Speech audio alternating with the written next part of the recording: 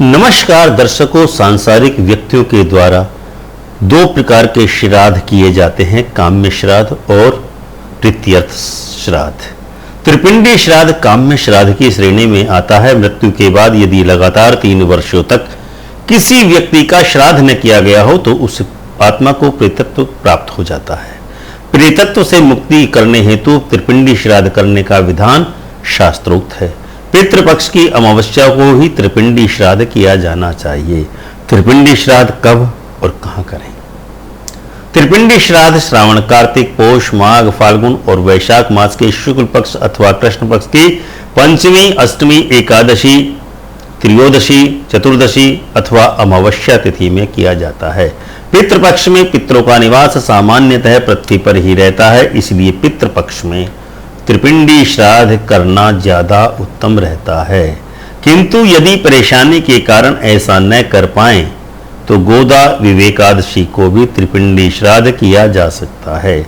इसके अलावा त्र्यंबकेश्वर महादेव मंदिर नासिक महाराष्ट्र में भी इस श्राद्ध कर्म को संपन्न किया जा सकता है। दर्शकों, अब हम आपको त्रिपिंडी श्राद्ध करने की विधि को समझाते हैं।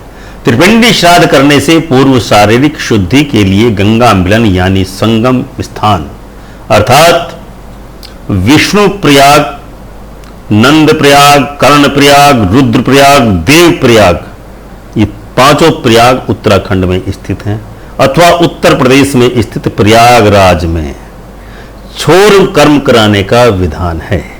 छोर कर्म के पश्चात स्नान इत्यादि किया जाता है।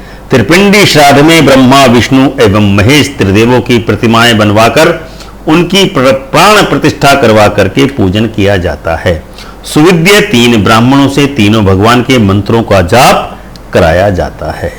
इस पूजन में यह ध्यान रखा जाता है कि हमें सताने वाला, परेशान करने वाला पिशाच योनि प्राप्त जो जीवात्मा है उसका नाम एवं गोत्र ज्ञात नहीं होने से उसके लिए अनारिष्ट गोत्र का उच्चारण किया जाता है या प्रयोग किया जाता है। अतः उसके प्रेत योनि प्राप्त उस जीव आत्मा को संबोधित करते हुए ही यह श्राद्ध किया जाता है।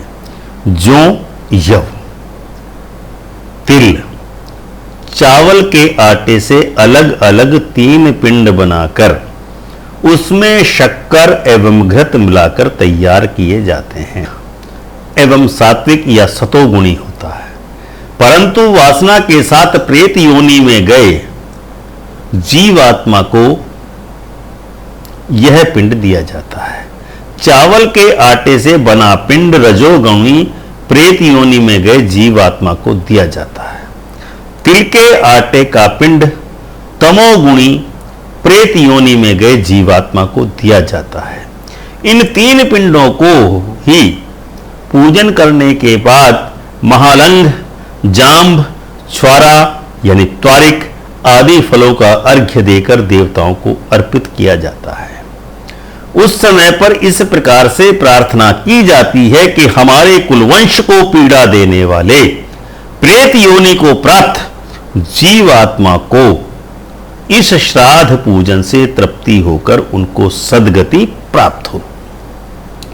सोना, चांदी, तांबा, गाय, चावल, जौ, काले तिल, उड़द, छत्र, खड़ाऊं, कमंडल, ये सभी चीजें प्रत्यक्ष रूप में या उसकी कीमत के रूप में दान देकर अर्घ्य दान के पश्चात ब्राह्मण एवं सौभाग्यवती अर्थात सावष्ण स्त्री को भोजन खिलाने के उपरांत ही यह श्राद्ध संपन्न होता है। तो दर्शकों, यह थी त्रिपिंडी श्राद्ध संपन्न किए जाने के संबंध में हमारी आज की जानकारी। आशा है आपको यह जानकारी अवश्य ही पसंद आई होगी और कमेंट बॉक्स में आप हमें अवश्य ही अवगत कराएंगे कि आपको यह जानकारी कैसी लगी। हम आपसे यह भी अनुरोध करते हैं कि यदि हमारा यह वीडियो आपको पसंद आया है तो आप हमारे इस वीडियो को लाइक एवं शेयर अवश्य ही करें ताकि आपके मित्र भी इस जानकारी से लाभान्वित हो सके। ओम श्री माधवाय नमः।